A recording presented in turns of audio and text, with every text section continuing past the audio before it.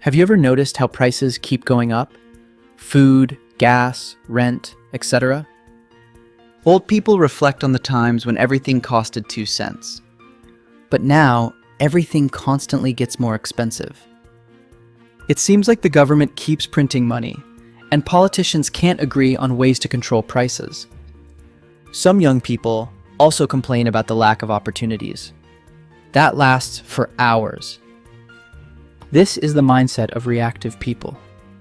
They always focus on the things they cannot control.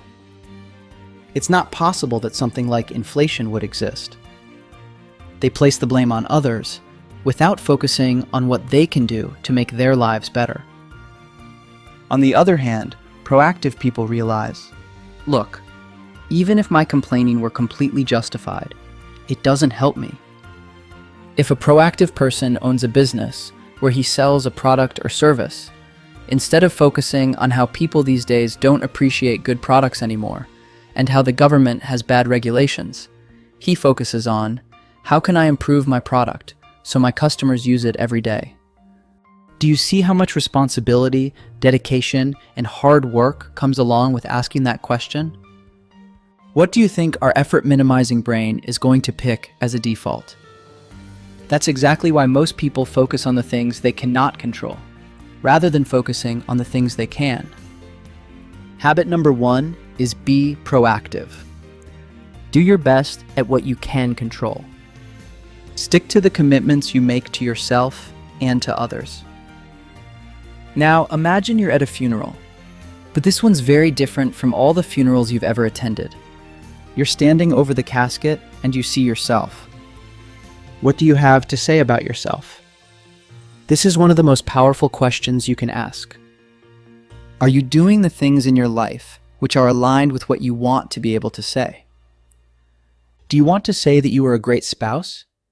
If that's the case, how does coming home and being negative towards your partner affect that? Do you want to be remembered as a person who added major value to the world? If so, are you doing the things that will allow you to say that? Or are you afraid of failure, so you choose comfortable mediocrity instead? Almost every one of us will have to readjust how we live when we ask that question. Covey, the author, believes each day of your life should contribute to the vision you have for your life as a whole. Knowing what is important to you means you can live your life in service of what matters most. Habit number 2 is begin with the end in mind. Now, if I were to ask you, what are the most important things to you?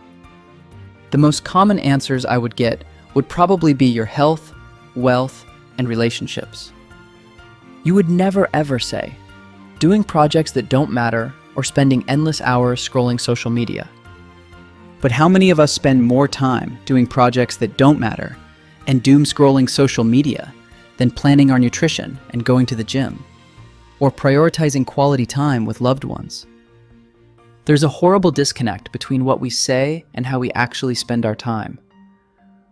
Covey explains that the challenge is not to manage time, but to manage ourselves. This is why habit number 3 is put first things first. In life, you'll need the help of others to achieve great things. But there's a way of collaborating with people where you do not take advantage of them. In fact, there may be a way for the other person to benefit as much as you do, maybe more. You become a true leader when you make unselfish decisions that help other people win. Here's a scenario. Imagine a young couple is looking at a vacation home. One loves it. The other absolutely hates the location.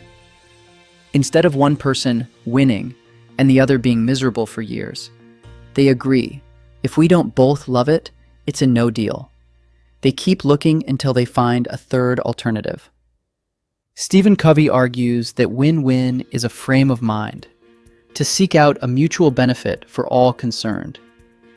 Life is therefore cooperative, not a competition. Habit number 4 is think win-win. Have you ever been in a heated argument and wanted to diffuse the situation as peacefully as possible? Or tried to communicate with someone from a completely different culture or background? In moments like these, our instinct is often to talk more, not listen more. Stephen Covey underlines that most people do not listen with the intent to understand. They listen with the intent to reply. He introduces the solution of empathetic listening, which is listening attentively. This helps you develop stronger relationships and become more influential. Habit number 5 is seek first to understand, then to be understood. Now imagine someone wants to build a home. They hire the best architect, the strongest builder, and the most skilled designer.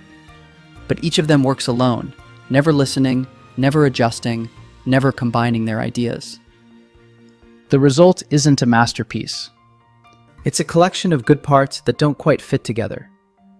But when those same people sit at one table, sharing ideas, respectfully challenging each other, and building on strengths, something new emerges. Not compromise, not competition, but beautiful, harmonious creation. This is where the whole is greater than the sum of its parts. Habit number 6 is synergize. With every synergistic opportunity you create, you can accomplish more than you otherwise would by yourself. Here's one more scenario to think about. A man has been trying to cut down a tree for hours, and after a while, his neighbor can't take it anymore. The neighbor goes over and says, if you sharpen the saw, you'll be able to cut the tree down faster. And the man replies, but sharpening the saw is going to take time.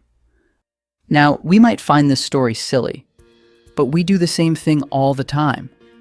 We can't find 30 minutes a day, 4 times a week, to go to the gym. Our health gradually declines to a point where we're physically unable to be effective. We can't read a book for 20 minutes a day and mentally stimulate our brains. No, these things take too much time. And then we have the nerve to ask for little tips and tricks on how to be effective.